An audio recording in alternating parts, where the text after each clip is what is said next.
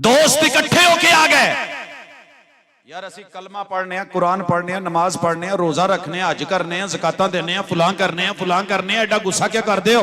तो असी तुहाडे वड्डे नूं साहब कहीदा, तुसी साडे वड्डे नूं तुहाडे मौलवी ज़ियादती करदे ने। मैं आख्या की होया है? आखे पसरूरी ने कई दफा कहा है कि मिर्जा लैटरीन च मरिया। मैं आख्या मैं उन्हां नूं समझा दांगा, उन्हां नूं पता नहीं, वो लैटरीन च नहीं मरिया। कहंदे यार तू ते साडी हिमायत कीती है। मैं क्या बिल्कुल तुहाडी हिमायत करन दिया, तुसीं सही कहण डए हो, साडे मौलवियां नूं गलती लगी है, लैटरीन च नहीं मरिया। कहंदे तुहाडा की बयान है? मैं क्या जी मेरा वही बयान है जिहड़ी तुहाडीआं किताबां दा बयान है। मिर्जा जी को सीधी भी लग गई, उल्टी भी लग गई। सीधियां दा उल्टियां दा तो पता, सीधियां दा पता जी? यार कोई मैं मजाक नहीं करन डया। पुठियां उल्टियां वो जिहड़ियां मूंह थाणियां होण, सीधियां जड़ियां सीधे राह जान रही।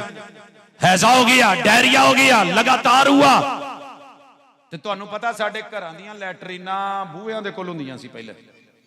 इत्थों जाना आमदिया बिल्डिंग लैटरीन तक पहुंचना, वो बीबी विचारी खिदमतां कर करके लिया के जा के थक के डिग के सौ गई।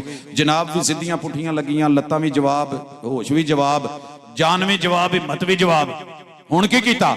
अगर किसी को जेल भेज दिया जाए ना तो इतनी बड़ी बात नहीं, मोहल्ले से निकला चला गया 4 दिन उसके बाद, लेकिन किसी के घर को सब जेल बना दिया जाए, नजरबंद कर दिया जाए।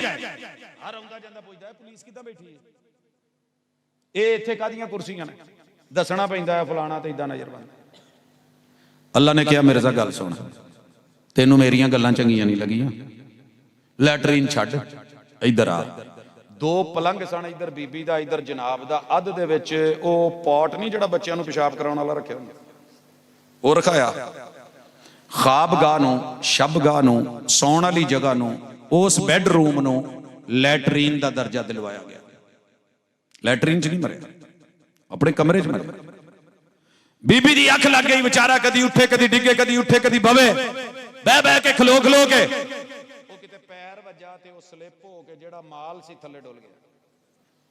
अपना पैर स्लिप होया ते मुंह विच, लैटरीन च नहीं मरिया।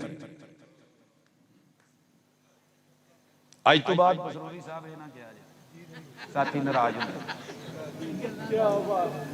जी सर जी खुद लौट आए हक की तरफ, नहीं तो जो हक को नहीं मानता मेरा रब मरने नहीं देता जब तक हक मनवा ना ले।